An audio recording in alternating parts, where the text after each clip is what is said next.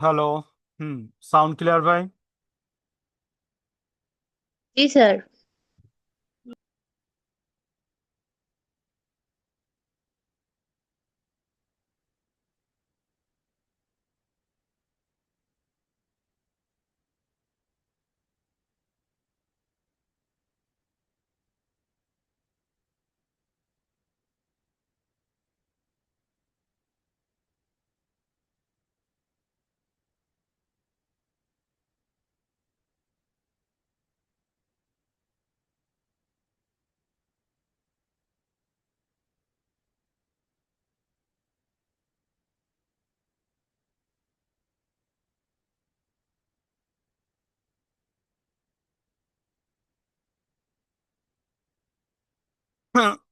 আচ্ছা, গতকাল লাস্ট কি করাইছিলাম?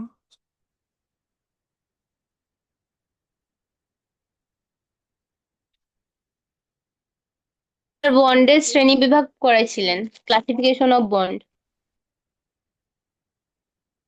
কিন্তু হচ্ছে যে অন্যান্য বন্ড যেগুলো আছে ওগুলো শুধু নাম লেখাই দিছেন। এগুলো শুধু নাম লেখাই দিছি।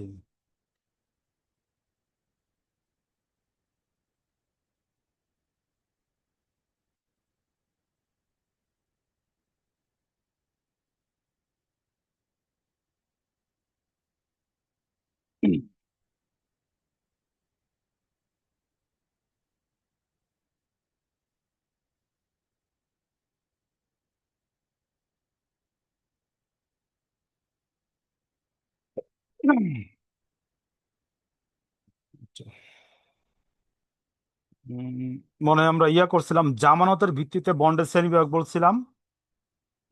বন্দিগির ভিত্তিতে বন্ডের শ্রেণী বিভাগ বলছিলাম। মেয়াদের ভিত্তিতে বন্ডের আহ শ্রেণী বিভাগ বলছিলাম, এরকম না? জি স্যার। ওকে। মেয়াদের ভিত্তিতে পর্যন্ত বলছেন, তারপরে যে আচ্ছা আচ্ছা অন্যান্য বন্ড যেগুলো আছে সরকারি বন্ড ওইগুলা শুধু বাকি আছে। আচ্ছা। আচ্ছা, এর আগে আরো দুটো অ্যাড করেন। নিবন্ধনের ভিত্তিতে বন্ড।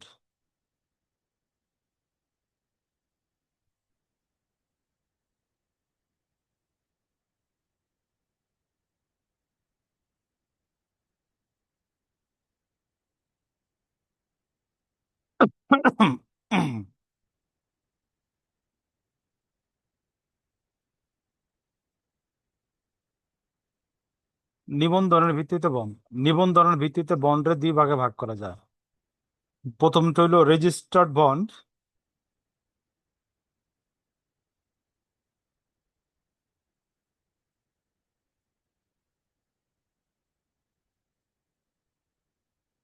রেজিস্টার বন্ড, যে বন্ডের জন্য কোম্পানি আলাদা রেজিস্টার খাতায় কোম্পানি বন্ডের নাম, ঠিকানা, বন্ডের ক্রমিক নং লিখে রাখে, তাকে কি বলা হয়? Registered bond. দুই নম্বর হইল আনরেজিস্টার্ড বন্ড।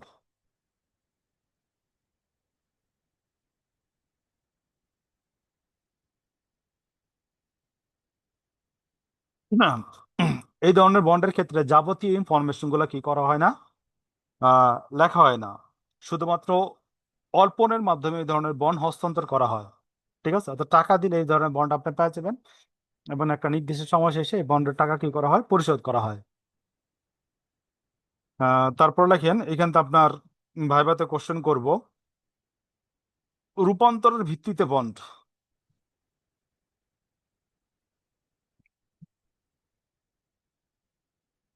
রূপান্তরের ভিত্তিতে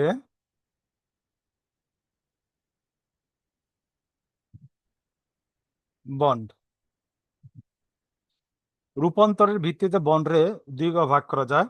একটা হলো কনভার্টেবল বন্ড, এটা ভাইভাতে কোশ্চেন করে।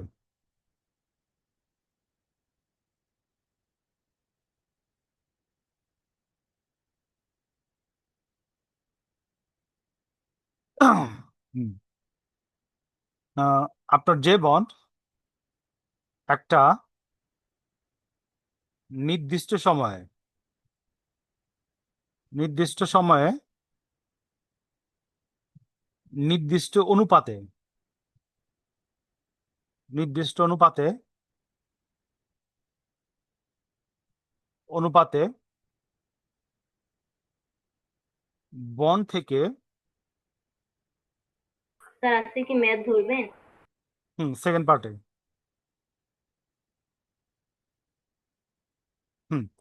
দেখেন, বন্ড থেকে শেয়ারে রূপান্তর হয় রূপান্তর হয় তাকে কনভার্টেবল বন্ড বলে। এটা মার্ক করে রাখেন, ভাইভাতে কোশ্চেন করে। হ্যাঁ, হুম, 2 নম্বর হলো গিয়া নন কনভার্টেবল বন্ড।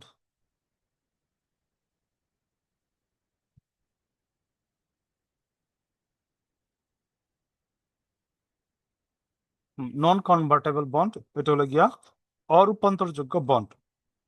যে বন্ড সাধারণত একটা নির্দিষ্ট সময় শেষে কি করে না, শেয়ারে রূপান্তর করা যায় না, তা কি বলা হয়?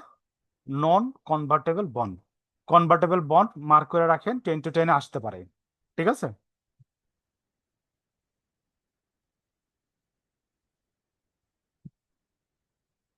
হুম, লেখা যাবে এতটুক। হ্যালো, স্যার নন কনভার্টেবল বন্ড কি? আপনার যেই বন্ড একটা নির্দিষ্ট জড়িত সময় হয় শেষে, না। হ্যাঁ, আর রূপান্তর হয় না, ঠিক আছে, তাকে নন কনভার্টেবল বন্ড বলে।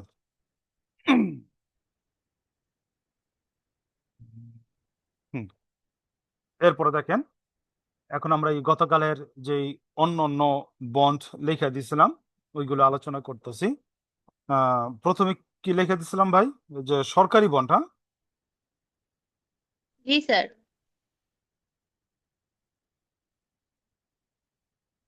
হুম, সরকারি বন্ড। ওকে, আপনারা দেখেন, যেই বন্ড কি করে, আপনার কেন্দ্রীয় ব্যাংক ইস্যু করে। যেই বন্ড কি করে ভাই? কেন্দ্রীয় ব্যাংক ইস্যু করে। কেন্দ্রীয় ব্যাংক কি করে?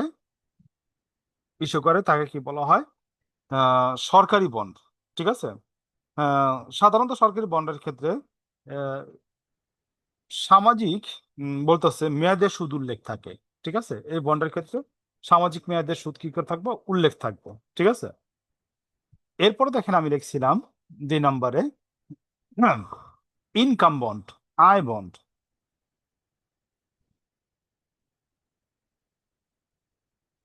এরপর আমি কি লিখছিলাম? Income bond. স্যার সরকারি ব্যাংকের ব্যাপারে কি বললেন? সরকারি বন্ড কেন্দ্রীয় ব্যাংক ইস্যু করে। ঠিক আছে? এবং এর জন্য একটা নির্দিষ্ট সুদ থাকে। ঠিক আছে? আচ্ছা, আই বন্ড। ঠিক আছে, আই বন্ডের মূল কনসেপ্টটা বুঝেন। আহ, আই বন্ড হলো গিয়া উম, এই ধরনের বন্ডের ক্ষেত্রে সুদ প্রাপ্তি হুম সুদ প্রাপ্তি আহ, নির্ভর করে হুম সুদ প্রাপ্তি নির্ভর করে কোম্পানির আয়ের উপর। কোম্পানির আয়ের উপর কি করে? সুদ প্রাপ্তি নির্ভর করে। ঠিক আছে? যদি আয় হয়, ঠিক আছে, যদি আপনার আয় হয়, ঠিক আছে, তখন কি হইব? সুদ পাইব। ঠিক আছে? আয় বেশি হলে সুদ বেশি পাইব। আয় বেশি হলে সুদ বেশি পাবে। ঠিক আছে? সুদ বেশি পাবে। আমি বলতে পারছি এটা আয় বন্ড, ইনকাম বন্ড। আর যদি আয় না হয় তাহলে আপনার সুদ পাবে না। ক্লিয়ার? Income bond. 3 নম্বর। 3 নম্বর বলছিলাম ওই যে কনভার্টেবল বন্ড, এটা আমরা একটু আগে আলোচনা করছি। তারপর আমরা লিখে রাখি convertible bond.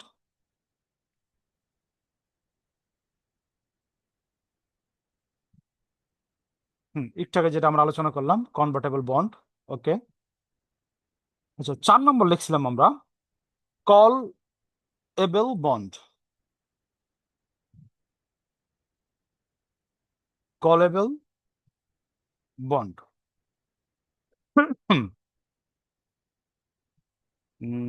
Callable bond. Okay, callable বন্ডের কথা বলতেছে আহ, যে বন্ড নির্দিষ্ট সময়ের পরে ইস্যুকারী টাকা পরিশোধ করে পুনরায় ক্রয় করতে পারে তাকে কলেবল বন্ড বলে। এই ধরনের বন্ডের ক্ষেত্রে পূর্বে বন্ড ক্রয় করলে বন্ডের প্রাইস বেশি হয়, অর্থাৎ ম্যাচুরিটি পিরিয়ডের পরে যদি পুনরায় ক্রয় করা হয় তখন তাকে কল প্রাইস অপেক্ষা কম হবে। আহ, কথাটা বুঝছেন? স্যার শর্টে পয়েন্ট গুলো একটু দিয়ে দেন। আচ্ছা, দেখেন, শর্টের পয়েন্ট তো আমি নিজের থেকে বলি। হ্যাঁ, আহ, নির্দিষ্ট সময় শেষে এই কোশ্চেনটা কিন্তু আসতে পারে, হ্যাঁ মনোযোগ দা, এটা এটা ক্লিয়ার করে দিন, পড়ে নিন। নির্দিষ্ট সময়ের শেষে আহ, নির্দিষ্ট সময়ের শেষে কি করা হয়? ইস্যুকারী ইস্যুকারী হলো কোম্পানি। কোম্পানি বা আমরা বলতে পারি বন্ড গ্রহীতা। বন্ড গ্রহীতা বা বিক্রেতা। ঠিক আছে, বিক্রেতা কি করে? টাকাটা পরিশোধ করে। টাকাটা কি করে? পরিশোধ করে। পরিশোধ করার পর পুনরায় পুনরায় উম, পুনরায় ম্যাচুরিটি পিরিয়ডের পর, এই যে আপনি পরিশোধ করলেন না একটা ডেটে, ম্যাচুরিটি পিরিয়ডে, ঠিক আছে, পুনরায় আবার কি করতে পারেন? যদি ক্রয় করা যায়, যদি ক্রয় করেন, যদি ক্রয় করে, তাই কি বলা হয়? কলেবল বন্ড। আমি বলতে পারছি? আপনার কাছে বন্ড দিয়ে আমি কি করলাম? মনে করেন 10 লাখ টাকা নিছি, ঠিক আছে, এরপর আমি সুদ সহ আপনার মনে করেন 10,50,000 টাকা দিয়ে দিছি, ঠিক আছে, পরে আবার কি করলাম? আপনার কাছ থেকে 10 লাখ টাকা আমি গ্রহণ করলাম, বন্ড করলাম। এই ধরনের বন্ডে কি বলা হয়? কলেবল বন্ড। আচ্ছা, তারপর আমরা চলে যেতেছি আমাদের 5 নম্বর যে ইয়াটা লিখে দিছিলাম, কুপন বন্ড। Coupon bond. হুম যে বন্ডের সুদের হার আহ, সুনির্দিষ্ট থাকে, যে বন্ডে আপনার কি থাকে? সুদের হার সুনির্দিষ্ট থাকে, সুনির্দিষ্ট হুম, সুদের হার থাকে এবং পরিশোধের সময়কাল উল্লেখ থাকে। হুম, পরিশোধের কি থাকে? আপনার সময়কাল উল্লেখ থাকে। হুম, সময়কাল উল্লেখ থাকে এবং আরেকটা বৈশিষ্ট্য হলো গিয়া, এই বন্ডের ক্ষেত্রে নির্দিষ্ট সময় পর পর, নির্দিষ্ট সময় পর পর আপনি কি করে পাইবেন? সুদ প্রদান করা হয়। সুদ প্রদান করা হয়, তাকে বলা হয় কি? Coupon bond. 6 নম্বর আমরা বলছিলাম জিরো কুপন বন্ড।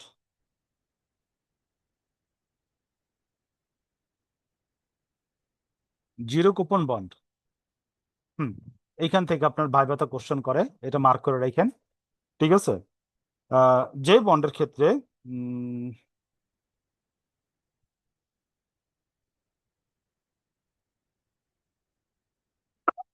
হুম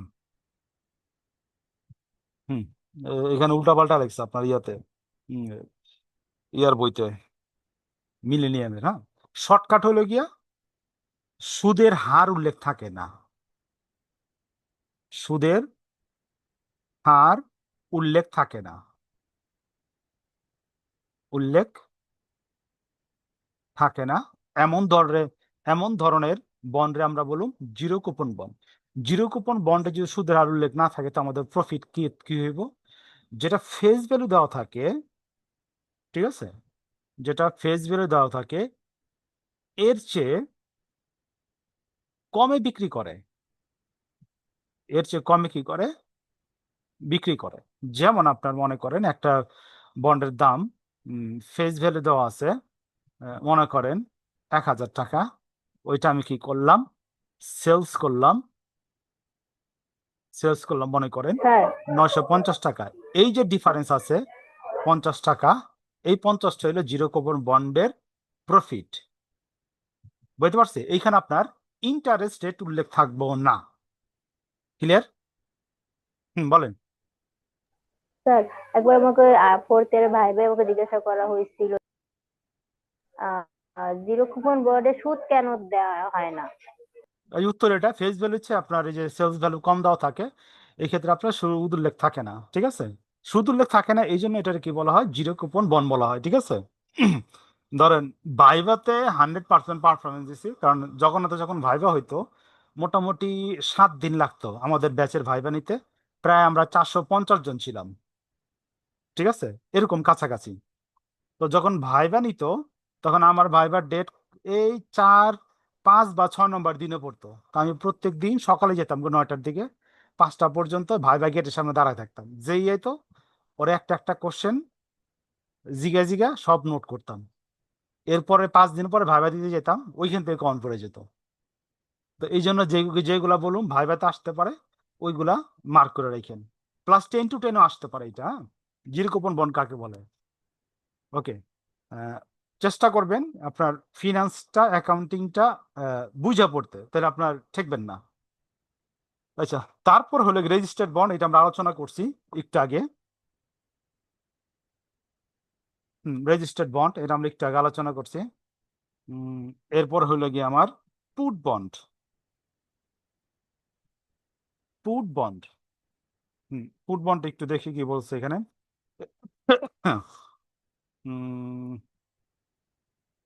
পুট বন্ড, যে বন্ডের ধারক নিজে বন্ডের মালিক এবং ইস্যুকারী নির্দিষ্ট সময় অন্তর বন্ড ক্রয় করার অনুরোধ করে, তাকে পুট বন্ড বলে। এক্ষেত্রে বন্ডের মূল্য অপেক্ষাকৃত কম হয়ে থাকে।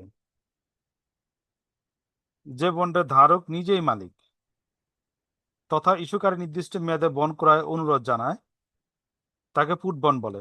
ঠিক আছে? এটা কি কইতাছে বুঝতেছি না। আপনারা বুঝতেছেন? আপনাদের সামনে কি বই আছে মিলেনিয়ামের? হ্যালো? আচ্ছা স্যার। দেখুন তো 74 পৃষ্ঠা পুরা বুঝেন কিছু না।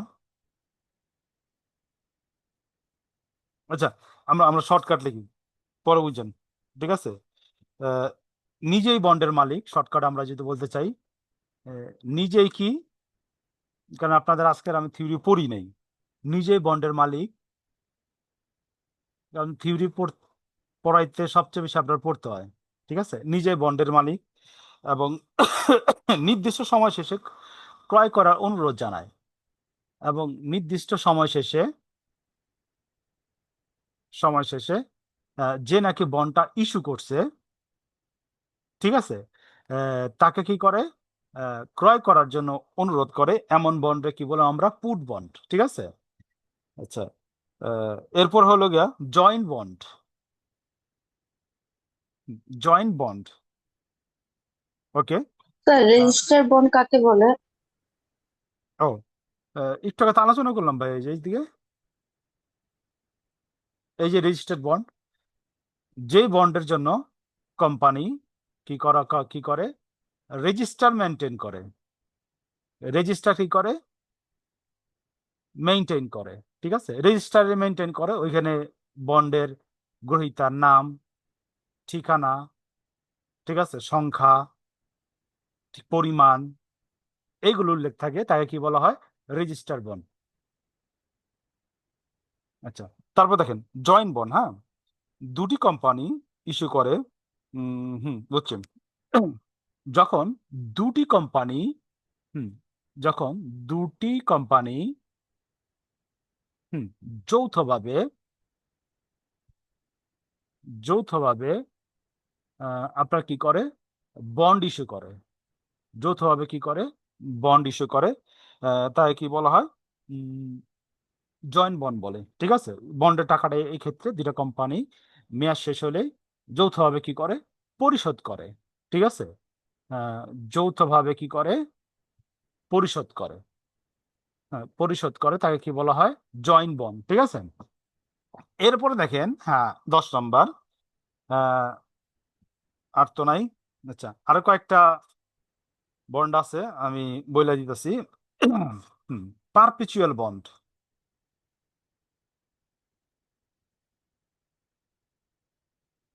পারপিচুয়াল বন্ড,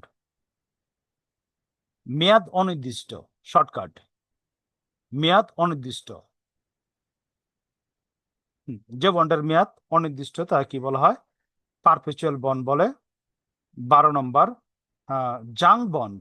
বাংলা কি perpetual bond? বলেন, বুঝি নাই। পারপেচুয়াল বন্ডের বাংলা কি স্যার? ও, পারপেচুয়ালের বাংলা হইলে গিয়া প্রেডিকাল পারপেচুয়াল, প্রেডিকাল কালান্তিক, অবিরাম। পারপেচুয়ালের বাংলা হলো অসীম বন্ড। ঠিক আছে, বুঝতে পারছি। আচ্ছা, জি স্যার। পারপেচুয়াল বাংলা হলো অসীম বন্ড, যে বন্ডের কোনো নির্দিষ্ট মেয়াদ থাকে না। সাধারণত কোম্পানি বিলুপ্ত সাধন হলে এই ধরনের বন্ডে ইয়ে করা হয়। ইউনাইটেড কিংডমে এই বন্ডে বলা হয় কনসোল বন্ড।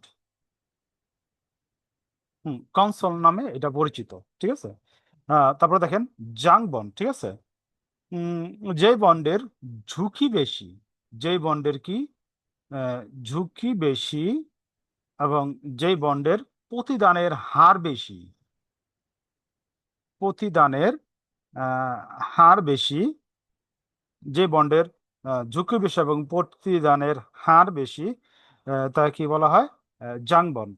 ঠিক আছে, এই ধরনের বন্ডসে হাই ইয়েল্ড, হাই ইয়েল্ড বন্ডও বলা হয়। ঠিক আছে, আচ্ছা, বন্ডের শ্রেণী বিভাগে কোনো সব কোশ্চেন আছে? বন্ডের ক্লাসিফিকেশনে কোনো কোশ্চেন আছে? হুম, না স্যার। ওকে।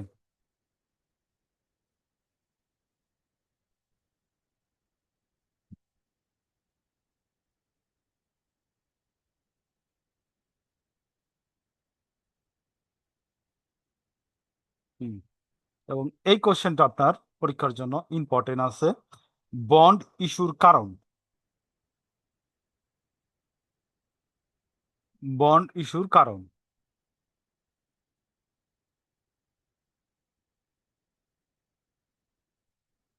হুম, কারণ, বন্ড ইস্যুর কারণের মধ্যে প্রথম কারণটা হইল 1 নম্বর, সহজে সংগ্রহ করা যায়।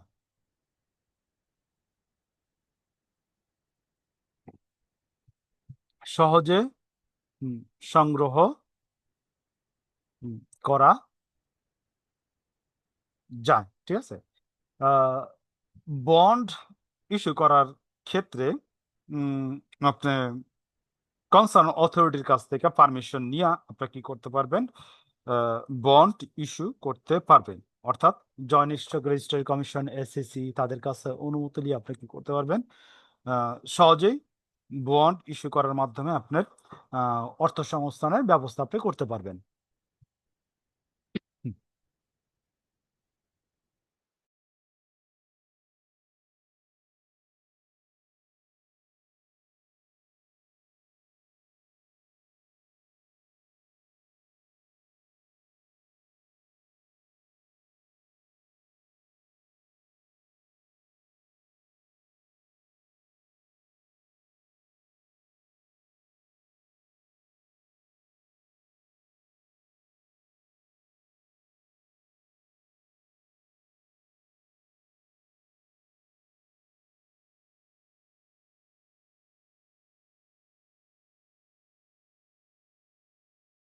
আমি শুনতে পাচ্ছি না, কেউ কি শুনতে পাইতেছো?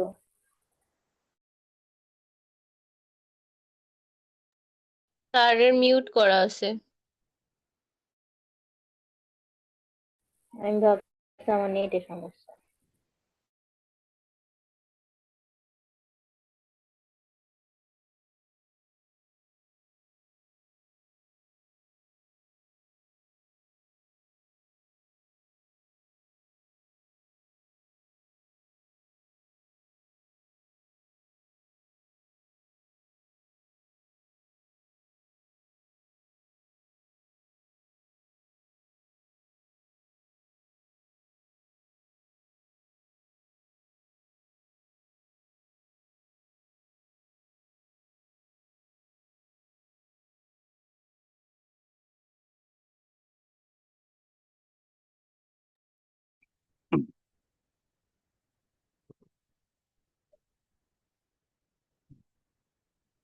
Hello, sorry.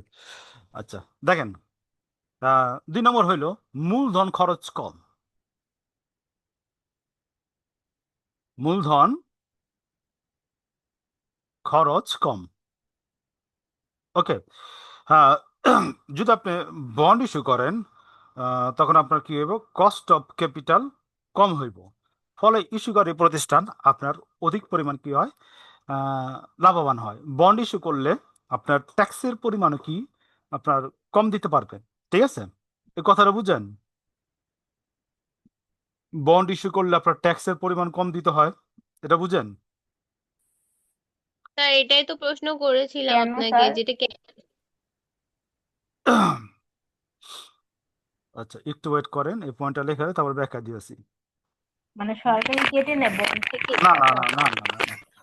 দেখেন, লিভারেজে অধিক সুবিধা গ্রহণ।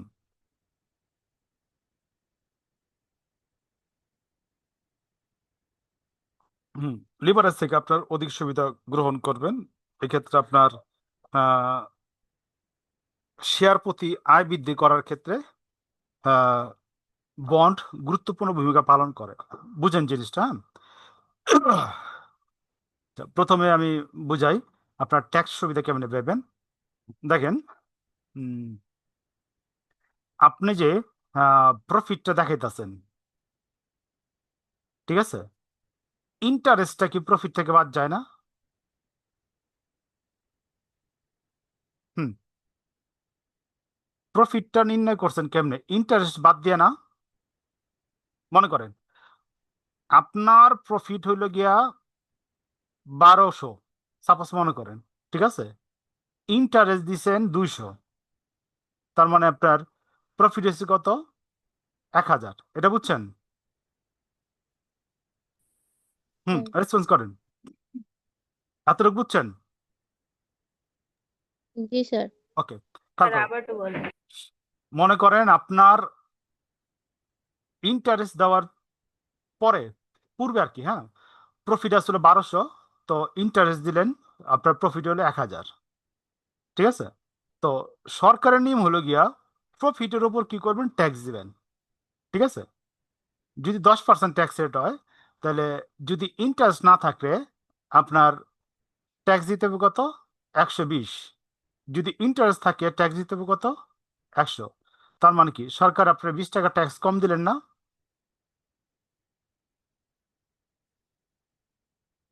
হ্যাঁ স্যার, কিন্তু কম কেন দিতে হয়? কম কেন দিতে হয় না, কম দিয়ে দিতেছি, ঠিক আছে। কারণ ইন্টারেস্টে তো আমরা প্রফিটের বিপরীতে চার্জ করি, প্রফিটে আমরা রিডিউস হইতাছে, কমে যেতেছে। যেহেতু প্রফিট কমতাছে, সরকার আমরা কি করতেছি, ট্যাক্সও কম দিতেছি। ঠিক আছে, আমি বুঝতে পারতাছি। হ্যালো, রেসপন্স করেন। জি স্যার। দেখবেন, এই জন্য দেখবেন বড় বড় কোম্পানিগুলা যারা আছে তারা ট্যাক্স ফাঁকি দেওয়ার জন্য কি করে, লোন গ্রহণ কইরা কি করে, বিভিন্ন ধরনের প্রজেক্ট রানিং করে। ঠিক আছে, আপনি যখন নাকি চাকরি বাকরি করবেন বা অন্য কোনো কিছু করবেন, তখন আপনি নিজেও কি করবেন, ক্যাশ টাকা থাকতেও কি করবেন, লোন গ্রহণ করে কি করবেন, প্রত্যেক বছর আপনার যে ইনকাম আছে ওইটা আপনার কম দেখাইয়া ট্যাক্স বেনিফিট সুবিধা নেবেন। এই যে সরকার ইনকাম ট্যাক্স কম দিতে পারবেন। তো এই কাজটা আপনারা নিজেরাও করবেন ইন ফিউচার, যখন নাকি আপনারা কোনো কোম্পানি দিবেন, টাকা থাকতেও কি করবেন, ব্যাংক থেকে লোন গ্রহণ করে দিবেন। এই জন্য মেজরিটি কোম্পানি কি করে, লোন গ্রহণ করে তাদের বিজনেস অ্যাক্টিভিটিস চালায়।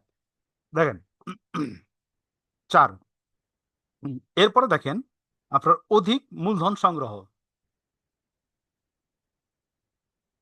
অধিক মূলধন সংগ্রহ। আপনি চাইলে কি করতে পারেন, বন্ড ইস্যুর মাধ্যমে দীর্ঘমেয়াদী অধিক মূলধন সংগ্রহ করতে পারেন। কারণ মূলধন অন্যান্যর চেয়ে আপনার অনেকাংশে খরচ কম হয়ে থাকে আপনার বন্ড ইস্যুর মাধ্যমে, যদি আপনার ব্যবসা প্রতিষ্ঠানের কি থাকে, সুনাম থাকে। ঠিক আছে, 5 নম্বর হইল গা আনুষ্ঠানিকতা।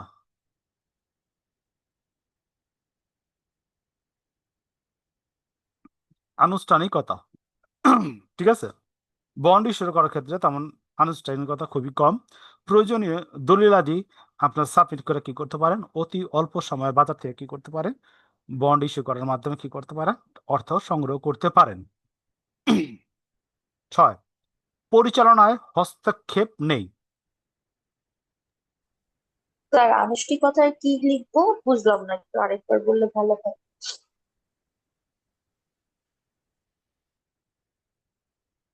হুম, দেখেন, আনুষ্ঠানিকতা, ঠিক আছে, বন্ড ইস্যু করার ক্ষেত্রে তেমন আনুষ্ঠানিকতা নাই। শর্টকাট লিখবেন, প্রয়োজনীয় দলিলাদি উপস্থাপনের মাধ্যমে সহজেই আপনি বন্ড কি করতে পারবেন, টাকা বন্ডের মাধ্যমে টাকা সংগ্রহ করতে পারবেন। যে কনসার্ন অথরিটি আছে, যেমন রেজিস্টার আরজিএসি আছে, তাদের কাছে অথবা ব্যাংক থেকে লোন গ্রহণ করলে ব্যাংকে প্রয়োজনীয় দলিলাদি দিলে আপনার ব্যাংক কি করবো, আপনার বন্ড করার ব্যবস্থা করে দিব। দেখেন, পরিচালনা হস্তক্ষেপ নেই, ঠিক আছে। তো আমরা জানি যারা নাকি শেয়ার কিনে তারা কি করে, কোম্পানির পরিচালনায় অংশগ্রহণ করতে পারে, কিন্তু যারা বন্ড কিনে, ঠিক আছে, তারা কি করতে পারে না, পরিচালনায় অংশগ্রহণ করতে পারে না, ঠিক আছে। তো আপনি যদি বন্ডের মাধ্যমে টাকা সংগ্রহ করেন, তখন ওই পক্ষ আপনার ব্যবসা প্রতিষ্ঠানের পরিচালনায় হস্তক্ষেপ করতে পারবো না। তারা খালি বন্ডের বিপরীতে সুদ নিতে পারবো, অন্য কোনো মাতব্বরি করতে পারবো না।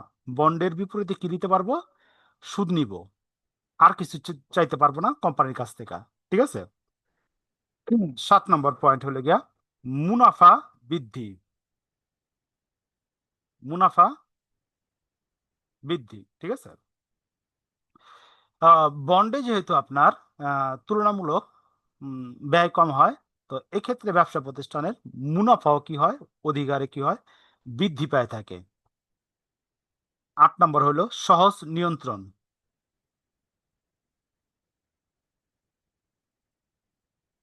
সহজ নিয়ন্ত্রণ, হ্যাঁ। বন্ডের মাধ্যমে যেহেতু অর্থ সংগ্রহ করা খুবই সহজ, তাই এটা সার্বিকভাবে খুব সহজে নিয়ন্ত্রণ করতে পারবেন। কারণ নির্দিষ্ট মেয়াদ শেষে অথবা একটা নির্দিষ্ট সময় শেষে আপনি কি করতে পারেন, সুদ প্রদান করতে পারেন, এবং নির্দিষ্ট মেয়াদ শেষে সুদ প্লাস আসল টাকা পরিশোধ করে কি করতে পারেন, আহ, সুদ বা আসল টাকা পরিশোধ করে কি করতে পারেন, বন্ডের যে ঝুঁকি আছে ওটা কি করতে পারেন, হ্রাস করতে পারেন। তো বন্ডের যেই ইস্যু করার কারণগুলো আমি বুঝাতে পারছি। Response sir. করেন। হুম, হ্যাঁ, সেকেন্ড পার্টে আমরা ইয়াতে চলে যাবো, ম্যাথে চলে যাবো, সেকেন্ড পার্টে মিস করেন না। আর যা থিওরি আছে আমরা ফাঁকে ফাঁকে আলোচনা করুন, কারণ এই চ্যাপ্টারটা একটু বড়। মোটামুটি আমার শিট রেডি হয়ে গেছে, আপনাদের দিয়ে দেবো আজকের ক্লাসের পরেই আর একটু অ্যাড কইরা। তো 10 মিনিট পর আবার আমরা জয়েন করি, সাথে আমরা অবশ্যই ক্যালকুলেটর রাখবো, ঠিক আছে। কারণ ম্যাথগুলো করতে আমাদের ক্যালকুলেটর লাগবে, কারণ আমি যদি ক্যালকুলেশন করে আবার লিখি সময় বেশি লাগবে, ঠিক আছে। তা আপনারা নেক্সট পার্টের মধ্যে সবাই ক্যালকুলেটরটা একটু সাথে রেখে না। আর যতটুকু আলোচনা করলাম, কোনো কোশ্চেন থাকলে ঘুরপাক করলে নেক্সট পার্টে শেষের দিকে বললেন, ঠিক আছে। ওকে, আমি লিভ নিতেছি, 10 মিনিট পর আবার জয়েন করেন।